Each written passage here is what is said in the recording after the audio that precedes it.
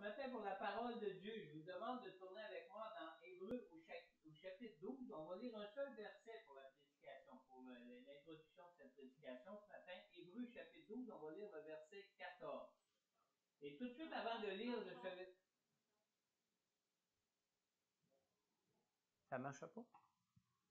On recommence? Je poursuis? OK. Alors, ce matin, on commence avec un seul verset pour introduire la prédication de la parole de Dieu. Hébreux chapitre 12, le verset 14.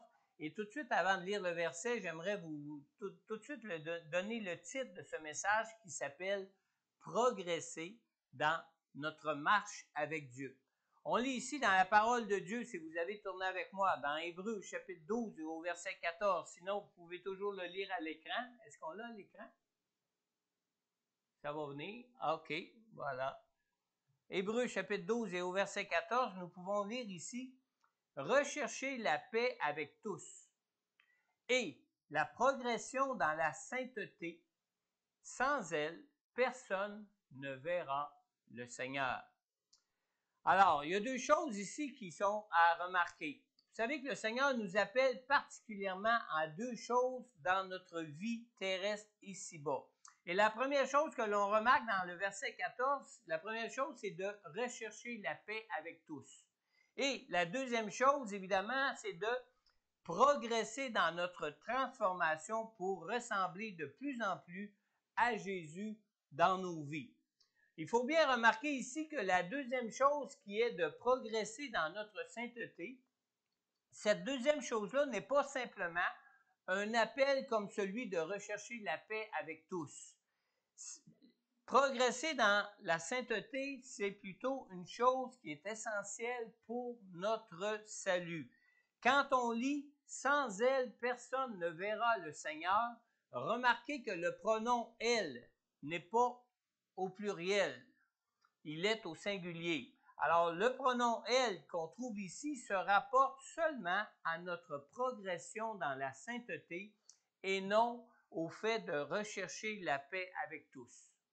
Ça, c'est juste un petit point de précision que je voulais vous faire avant de débuter vraiment cette introduction à la prédication. Maintenant, quand on parle de rechercher la paix avec tous, c'est pas une chose bien difficile à comprendre. Hein? On s'attend tous un peu à ce que le Seigneur nous demande quand il nous dit dans sa parole de rechercher la paix avec tous. On parle évidemment ici d'aimer notre prochain comme soi-même. On parle évidemment aussi ici d'être indulgent pour nos ennemis. On parle aussi évidemment ici de pardonner aux autres leurs offenses comme Dieu lui-même nous pardonne en Jésus. Et c'est toutes des façons évidemment qu'on connaît tous qui nous amènent à répondre à cet appel du Seigneur qui dit de rechercher la paix avec tous. Par contre, quand on lit de progresser dans notre sainteté, l'image qui naturellement se présente à notre esprit n'est pas toujours une image qui est très juste de ce que le Seigneur nous demande ici. Quand on parle de sainteté, certains peuvent se voir comme un ange qui joue de la harpe sur un nuage, n'est-ce pas? D'autres pensent plutôt à l'abandon de leur petit plaisir coupable, etc. Et il y a bien des images qui peuvent apparaître dans l'esprit de chacun. Mais les pensées reliées à notre besoin de sanctification sont sûrement aussi nombreuses que le nombre de personnes humaines qui vivent présentement sur la terre. Parce que autant nous sommes tous différents les uns les autres, autant nous sommes tous des pécheurs qui avons besoin de progresser dans notre sainteté pour voir le Seigneur. Est-ce qu'on peut dire amen à ça? Amen.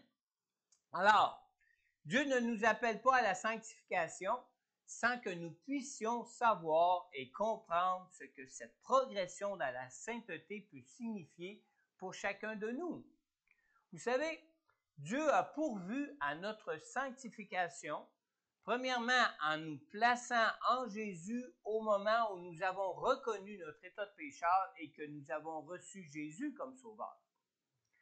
Dans Hébreux 10:10, nous lisons que c'est en raison de cette volonté que nous avons été rendus saints par l'offrande du corps de Jésus-Christ une fois pour toutes.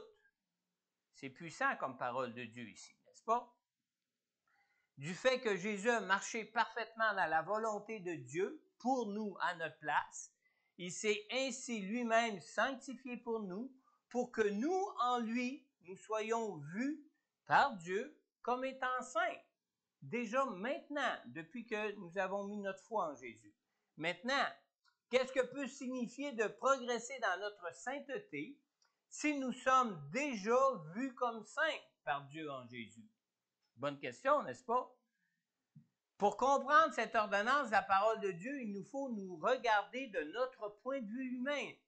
Même si de son point de vue, du point de vue de Dieu, Dieu nous voit déjà comme saints en Jésus.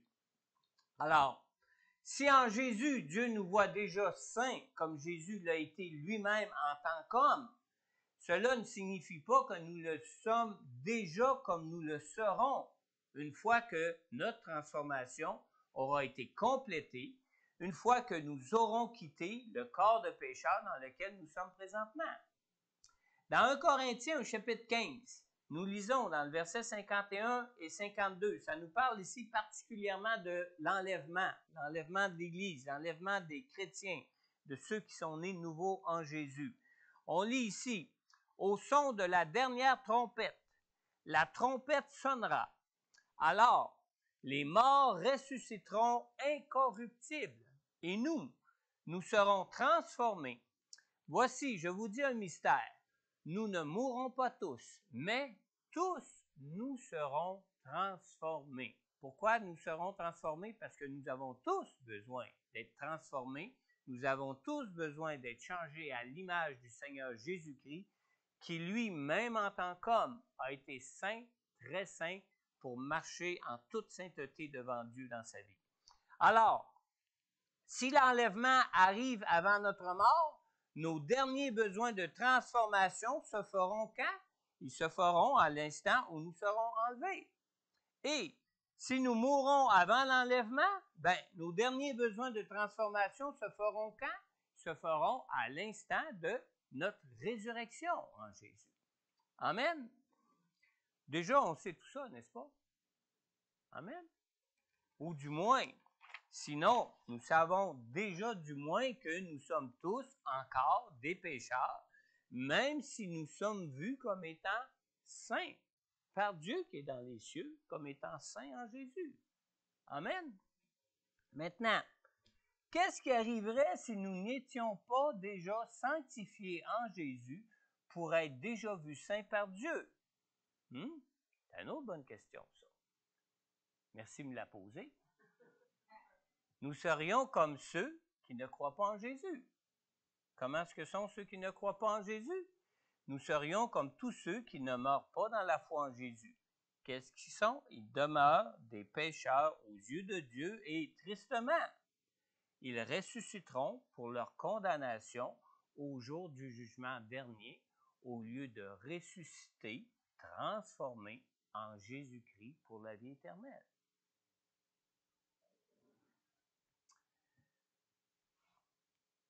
Être pleinement sanctifié, c'est quelque chose qui est essentiel pour paraître dans la très sainte présence de Dieu à notre résurrection. Et être déjà vu comme pleinement sanctifié en Jésus est aussi essentiel pour connaître la présence de Dieu maintenant dans nos vies, présentement, par la présence du Saint-Esprit en nous. Alors, progresser dans notre sainteté, signifie de délaisser de plus en plus notre ancienne nature de pécheur pour revêtir de plus en plus la nature sainte et la nature sans péché du Seigneur. Amen. Ce que le verset 14 dit dans Hébreux n'est seulement qu'une ordonnance de la parole de Dieu qui affirme que notre propre sanctification est essentielle pour notre vie éternelle à venir. Maintenant, pour comprendre comment nous pouvons progresser dans notre sanctification, pour ça, il nous faut référer à d'autres passages de la parole de Dieu. Et pour ce faire, on va tourner ensemble dans Romains au chapitre 6, on va lire ensemble les versets 16 à 23. Tournez avec moi dans l'Épître de Paul aux Romains, au chapitre 6. On va lire ensemble les versets 16 à 23 qui parlent justement de notre progression dans la sanctification.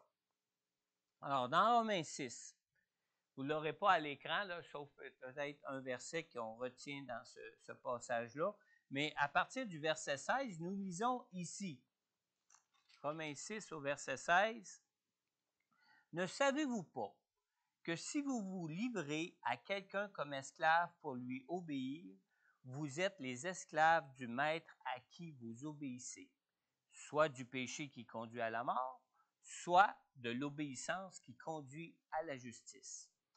Mais que Dieu soit remercié. Alors que vous étiez esclaves du péché, vous avez obéi de tout cœur au modèle d'enseignement auquel vous avez été confiés. Et, une fois libérés du péché, vous êtes devenus esclaves de la justice. Je parle à la manière des hommes à cause de votre faiblesse naturelle. De même que vous avez mis vos membres comme esclaves au service de l'impureté et de l'injustice pour arriver à plus d'injustice, de même maintenant, mettez vos membres comme esclaves au service de la justice pour progresser dans la sainteté.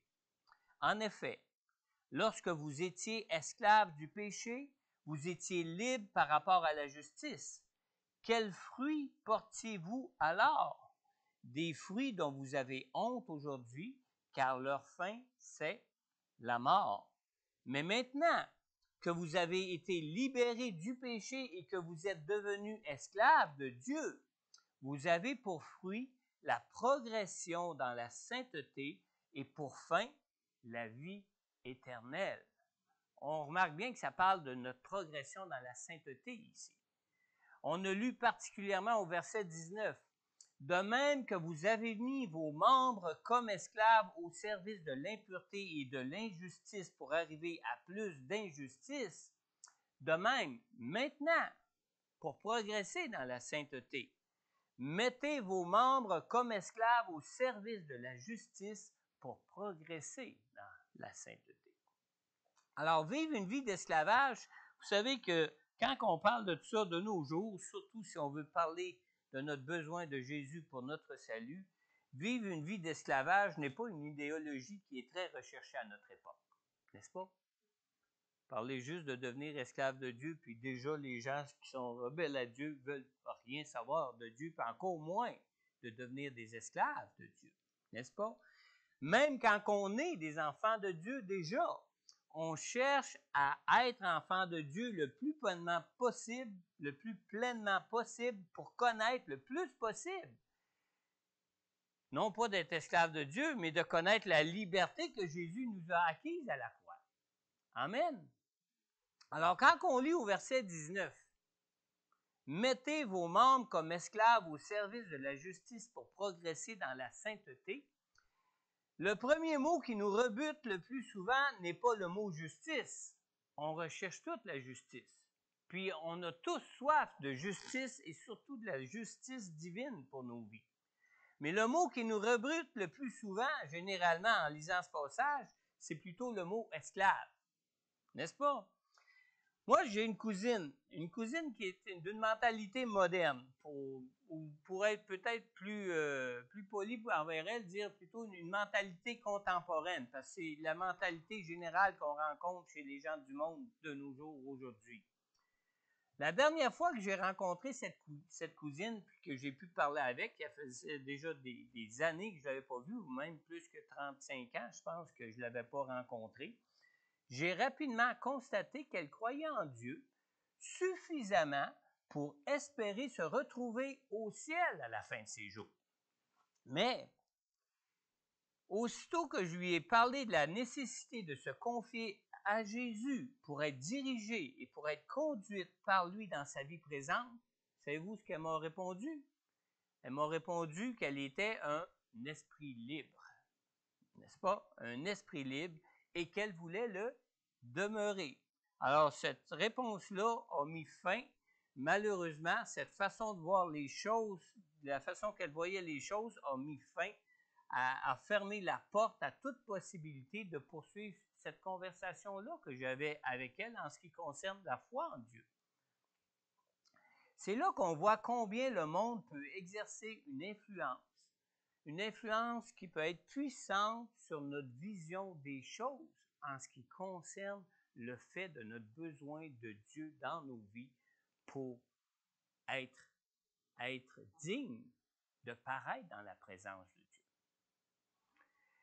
Ce qui est important quand on lit de mettre nos membres comme esclaves au service de la justice, c'est de comprendre que de se rendre esclave de la justice pour voir le Seigneur, c'est de se rendre libre.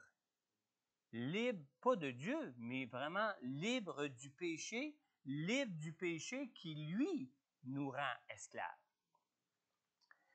Dans cette nature humaine dans laquelle nous vivons présentement, nous sommes des êtres de faiblesse.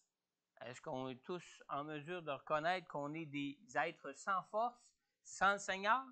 Nous avons donc le choix, dans notre faiblesse, soit d'être esclaves du péché, ou soit de nous rendre esclaves de la justice de Dieu. Alors, notre choix doit s'orienter soit vers l'un ou soit vers l'autre. Pourquoi? Parce que si on n'est pas esclave de Dieu, peu pas, on va rester esclave du péché. Alors, quel esclavage est-il préféré de choisir pour nous? Moi, à mon avis, le meilleur esclavage, c'est de devenir esclave de Dieu pour être libre du péché et pour vraiment bénéficier de la pleine liberté que Jésus est venu acquérir pour moi en mourant à la croix à ma place. Amen. Dans Romains 7,18, ce verset-là l'explique bien. On lit ici, en effet, je sais que le bien n'habite pas en moi, c'est-à-dire dans ma nature propre. J'ai la volonté de faire le bien, mais je ne parviens pas à l'accomplir. Alors, si on ne peut pas arriver à accomplir le bien qu'on aimerait accomplir, parce qu'on est trop faible et qu'on est toujours et de nous-mêmes, on demeure esclave du mal, esclave du péché, alors moi, je préfère choisir être esclave de Dieu pour connaître la liberté que Jésus peut me donner face à l'esclavage du péché. Maintenant, se rendre esclave de la justice pour progresser dans notre sainteté n'est pas une question d'avoir une foi légaliste. Il faut faire bien attention à ça. Ce n'est pas question de suivre des lois de justice de Dieu. On lit dans Romains 2,29 à ce sujet, écoutez bien, mais le juif, c'est celui qui l'est intérieurement. Et la circoncision, c'est celle du cœur, accomplie par l'esprit et non par la loi écrite. La louange que reçoit ce juif ne vient pas des hommes, mais de Dieu. Alors écoutez bien, quand on parle du juif ici, on parle de celui qui est vraiment enfant de Dieu, de celui qui marche avec Dieu. Pourquoi? Parce qu'il aime Dieu de tout son cœur.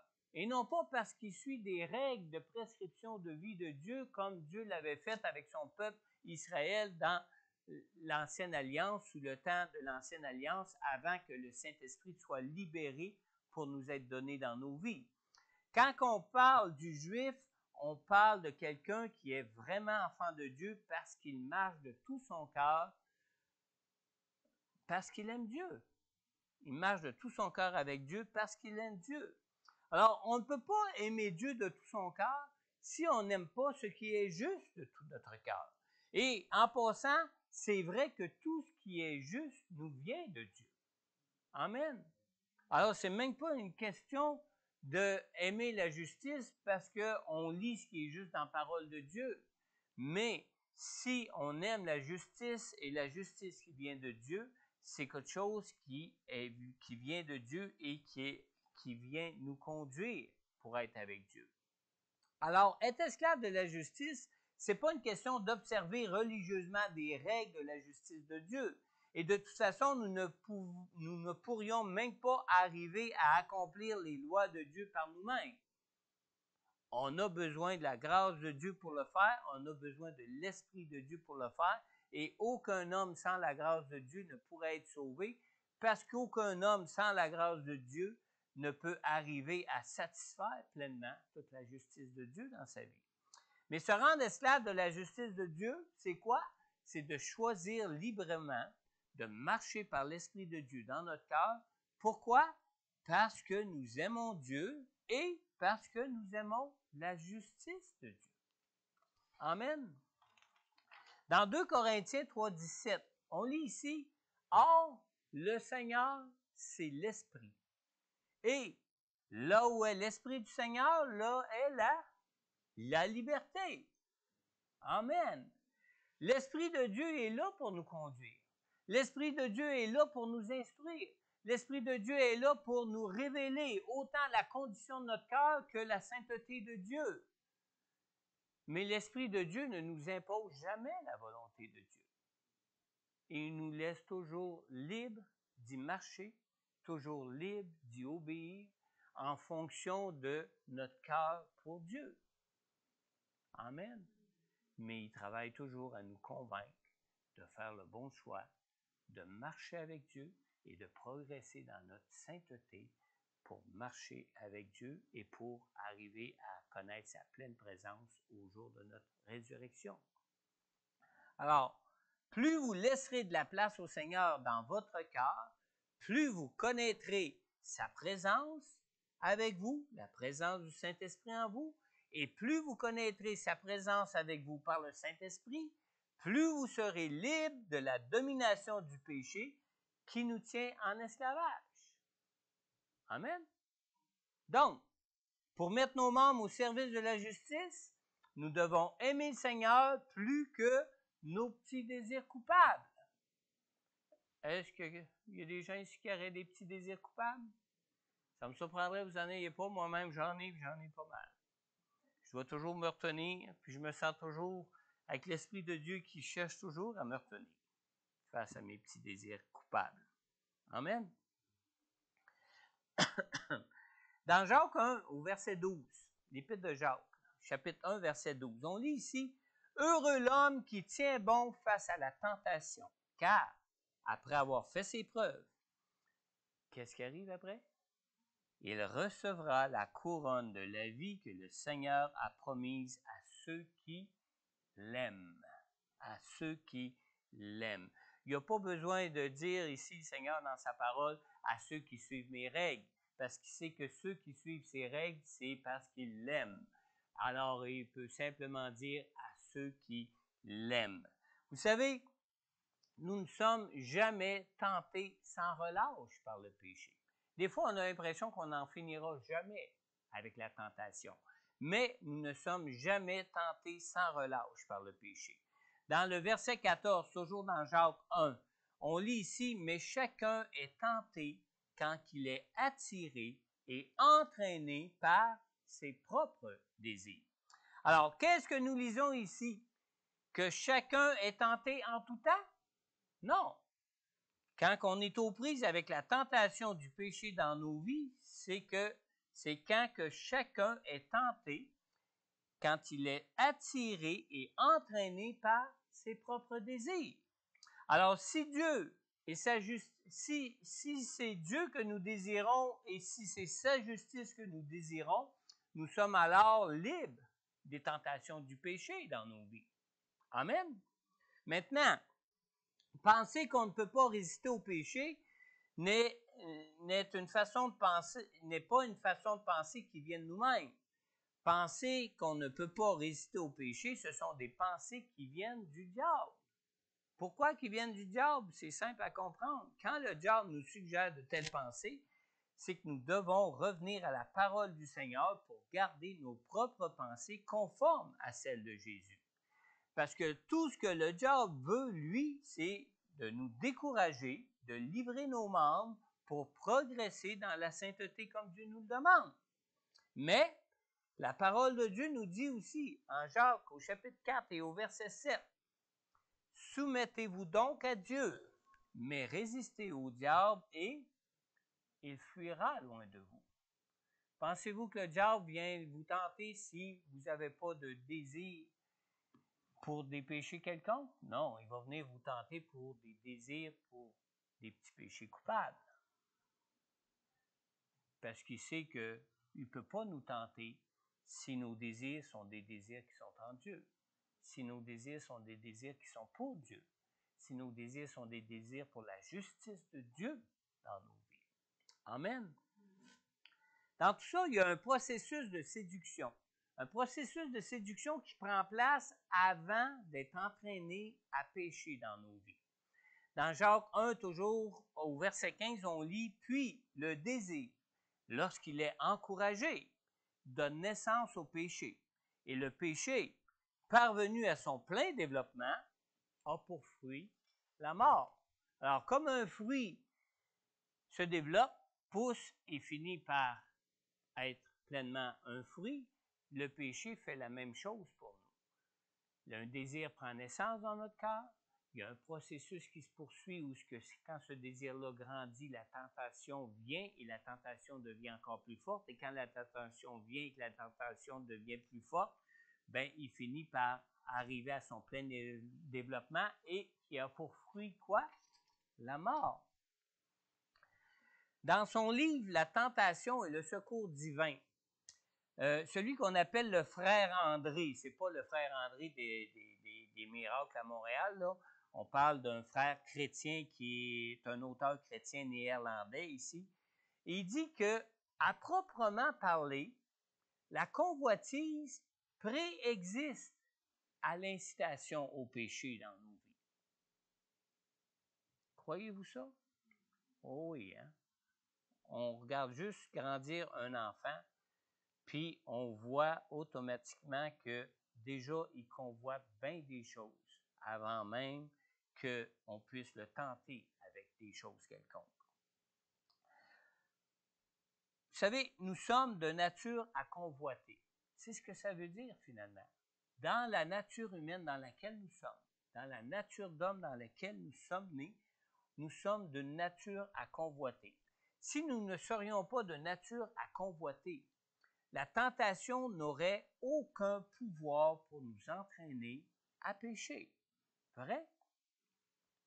Ce n'est pas l'encouragement de Satan à pécher qui fait de nous des esclaves du péché, mais bien plutôt notre nature de faiblesse qui nous prédispose naturellement à pécher.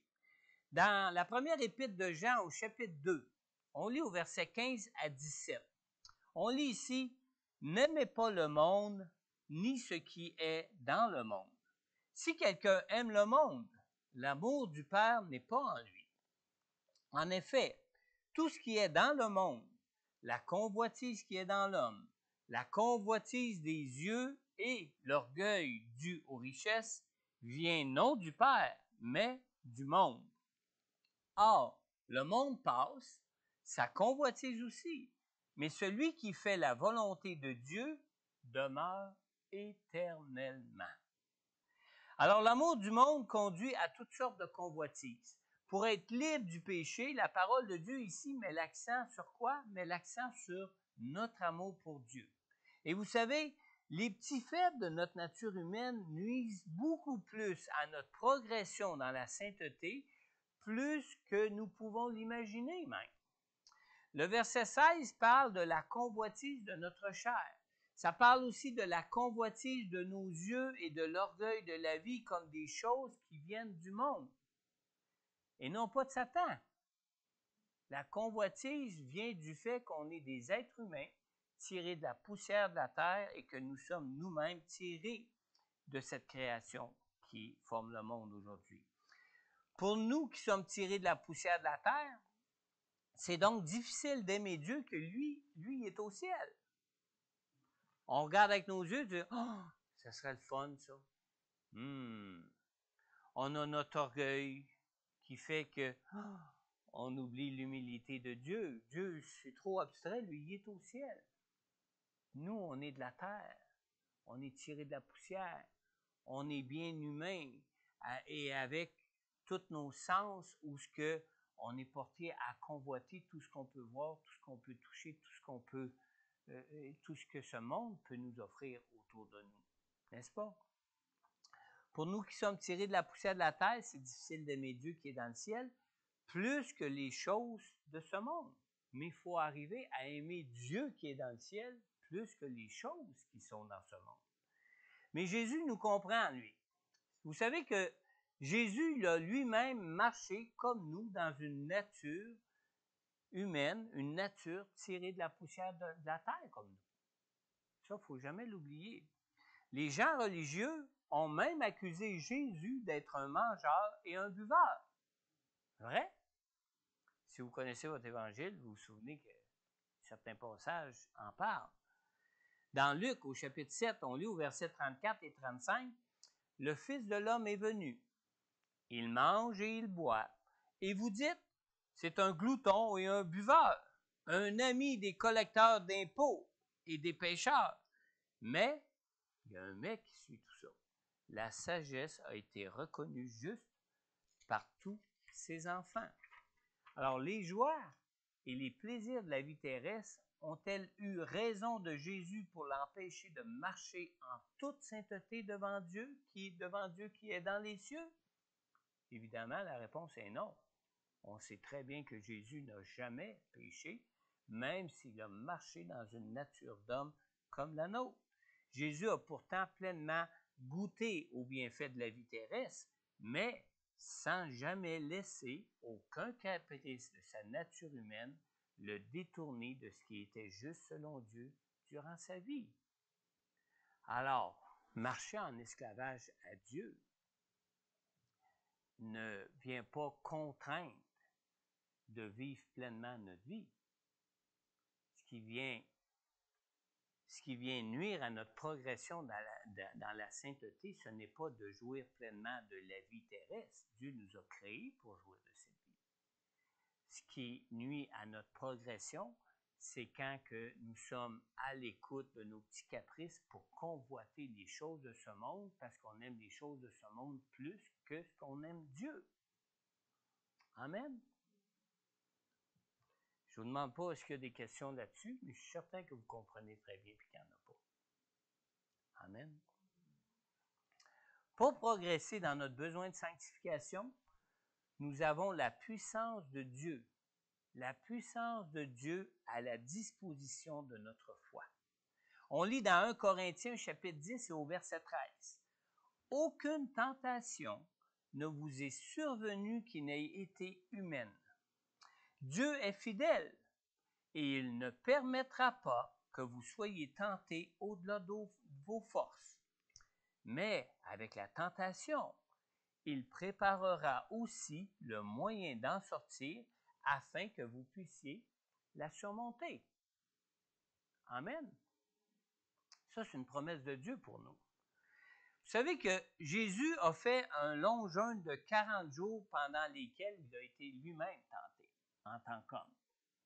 On se souvient de ça, de son jeûne au désert où il a été tenté par le diable durant ces 40 jours de jeûne. Et malgré sa faim et malgré la longue période de son jeûne, il a de lui-même surmonté les tentations en se tenant à la parole de Dieu pour sa vie et pour l'appel de Dieu sur sa vie. Amen. Mais je crois que Jésus a aussi éprouvé des tentations. Et là, suivez-moi bien là-dessus. Jésus a aussi éprouvé des tentations qu'il n'arrivait pas par lui-même à surmonter en tant qu'humain dans la chair, des tentations où il a eu besoin de l'aide du Père dans les cieux. Est-ce qu'il y a une histoire de la Bible qui vous vient à l'esprit? On lit dans Luc au chapitre 22 et au verset 42, face à la croix, Jésus a prié en disant, « Père, si tu voulais éloigner de moi cette coupe, toutefois, que ce ne soit pas ma volonté qui se fasse, mais la tienne. » Jésus ici était confronté avec la tentation de refuser la croix. Jésus ici était confronté avec la tentation de chercher un autre moyen que celui de la croix pour marcher dans l'appel de Dieu qu'il avait pour sa vie. Mais on lit dans Luc, au chapitre 22, dans le verset 43 et 44. « Alors, un ange lui apparut du ciel pour le fortifier. » Jésus a bénéficié ici du secours tout-puissant divin de Dieu face à sa tentation. Un ange lui est apparu du ciel pour le fortifier. Et on lit, saisi d'angoisse, Jésus priait avec plus d'insistance et sa sueur devint comme des caillots de sang qui tombaient par terre. Il était tenté pas à peu près. Amen. Maintenant, dans ce passage, on voit dans le verset 40 et 46 de ce passage, dans cette histoire, on voit Jésus dire à 2 reprises à ses disciples, « Priez pour ne pas céder à la tentation. » Alors Dieu est là avec nous. Il est là pour nous aider à surmonter nos tentations afin que nous puissions progresser dans notre sainteté. Amen. Maintenant, quels sont vos combats qui empêchent de progresser dans votre sanctification et votre consécration à Dieu pour votre vie? On lit dans Hébreux chapitre 12, les versets 3 et 4. On lit ici, « Pensez en effet à celui », quand ça dit celui ici, ça parle de Jésus, « à celui qui a supporté une telle opposition contre lui de la part des pécheurs, afin de ne pas vous laisser abattre par le découragement. Vous n'avez pas encore résisté jusqu'au sang dans votre combat contre le péché. » Vous savez, pour moi, un des grands combats que j'ai eu à livrer par la foi dans ma vie a été mon esclavage à la cigarette. On sait ce que c'est l'esclavage à la cigarette, ou du moins si vous avez jamais fumé, peut-être pas, mais si vous êtes un ancien fumeur, vous savez ce que c'est l'esclavage à la cigarette. Vous savez, j'ai commencé à fumer la cigarette avant même d'avoir l'âge de 12 ans. Je n'étais même pas encore pleinement développé physiquement pour être un adulte. Déjà, j'avais commencé à fumer. Je regardais mon père fumer et je ne pouvais faire autrement que de penser que fumer était un des bons plaisirs de la vie, puis j'avais-tu hâte de pouvoir moi-même fumer comme mon père fumait. Ça, c'est la convoitise par rapport à des choses du monde. Amen. Alors, jusqu'à ce que j'en devienne moi-même esclave, j'ai vraiment voulu et désiré fumer comme mon père fumait. Et je suis devenu esclave pour de la cigarette pour fumer même jusqu'à 3 paquets de cigarettes par jour. Puis vous pouvez demander à mon épouse, elle-même en a été témoin. Maintenant, j'ai quelquefois cherché à arrêter de fumer par moi-même, même avant d'être chrétien, mais j'y arrivais jamais, j'y arrivais pas. C'est là qu'on voit comment est-ce qu'on peut être esclave d'une chose dans nos vies, esclave d'une chose qui nous détruit même. Et quand je suis devenu chrétien, je n'ai pas eu besoin qu'on me convainque d'arrêter de fumer. Je savais très bien que la cigarette me tuait et qu'elle me tuait à petit feu dans ma vie. J'ai donc essayé à plusieurs reprises, une fois que je suis devenu chrétien, j'ai donc essayé à plusieurs reprises par moi-même d'essayer d'arrêter de fumer. Je demandais au Seigneur d'être patient envers moi au lieu de lui demander de m'en libérer. Je dis, Seigneur, prends patience, j'essaye d'arrêter de fumer. Mon épouse m'avait même donné ce verset d'Hébreux 12:4 qu'on vient de lire, qui dit « Vous n'avez pas encore résisté jusqu'au sang dans votre combat contre le péché. » Mais j'étais tellement frustré que je lui ai répondu que c'était sans rapport avec la cigarette et que c'était un verset même tiré hors contexte qu'elle me donnait là. Tellement que ça me frustrait de ne pas arriver à arrêter de fumer alors que je voulais arrêter de fumer. Puis, à un moment donné, j'ai prié le Seigneur en disant « Seigneur, libère-moi, j'y arrive même pas par moi-même. » Et tout de suite, à l'instant même où j'ai adressé ma prière au Seigneur de me libérer, tout de suite, le Seigneur m'a dit dans mon cœur, « Veux-tu réellement arrêter de fumer? » Et c'était là qu'était toute la question. Parce que vous savez, quand je me levais le matin, après avoir fumé 3 paquets de cigarettes la veille, j'étais là, « Faut que j'arrête ça, cette cigarette-là. » Je ne dirais pas le mot qui l'accompagnait. Mais après m'être levé, pris ma douche, pomponné et tout, j'ai dit, ça serait bon, une bonne cigarette. Alors, la question, c'était, est-ce que je voulais vraiment arrêter de fumer? Et quand le Seigneur m'a dit ça, sur le coup, j'ai eu une joie dans mon cœur de dire, le Seigneur peut m'en libérer. Mais tout de suite, au même instant, ou presque au même instant, tout de suite, ce qui a suivi, c'est, ouais, mais fini une bonne cigarette après mon repas. On y pense à deux coups, hein? Faut mieux y réfléchir, même. Mais j'ai dit, Seigneur, je sais que c'est pas bon pour moi. Seigneur, je sais que c'est une chose qui me tue, puis qui me tue à petit feu, puis je sais que tu m'as pas créé pour que je me laisse tuer par la cigarette, mais tu m'as créé pour que j'aie la vie, et que je l'ai en abondance. Seigneur, libère-moi, tu sais que je veux que tu me libères. Effectivement, tout de suite, le Seigneur, puis tout de suite après, j'ai commencé à fumer, à continuer à fumer, comme à l'habitude, pendant quelques semaines, mais en m'attendant que le Seigneur était pour m'en délivrer, qui était même pour le faire pour moi. J'avais aucune idée comment ça pouvait arriver, mais j'étais certain que Dieu était pour m'en libérer, m'en délivrer. Puis, à un moment donné, comme je prenais la dernière cigarette d'un paquet que j'avais, un paquet de cigarettes que j'avais en main, Dieu m'a dit, et c'était tellement clair en mon cœur, en mon esprit, Dieu m'a dit, ça c'est ta dernière cigarette. Puis là, j'ai fait, effectivement, ça a été ma dernière cigarette. Et il y a de ça plus de 30 ans, même 35 ans, je ne me souviens pas exactement, en 86, j'ai lâché de fumer. Comptez les années. 34 ans. C'était fini. C'était une délivrance qui venait du Seigneur. Une vraie délivrance qui venait du Seigneur. Parce que je travaillais à l'époque dans un club vidéo, un des business que j'avais, puis j'avais une secrétaire qui travaillait au bureau avec moi au club vidéo. Puis, dans mon travail au club vidéo, on avait une agence Granada à l'époque où on signait des contrats de vente, contrats de location, contrats de vente à tempérament là, financés par Granada à différents clients. Puis à l'époque, tout le monde fumait. Hein? On fumait dans les commerces, on fumait même à l'hôpital quand on visitait les malades. Même les médecins fumaient souvent à l'époque. Ben, pas tous les médecins, mais certains médecins fumaient à l'époque. Et puis, quand il m'a dit c'est ta dernière cigarette, j'ai dit à ma secrétaire, c'est ma dernière cigarette. En me regardant, on a dit, compte-moi-en d'autres, hein?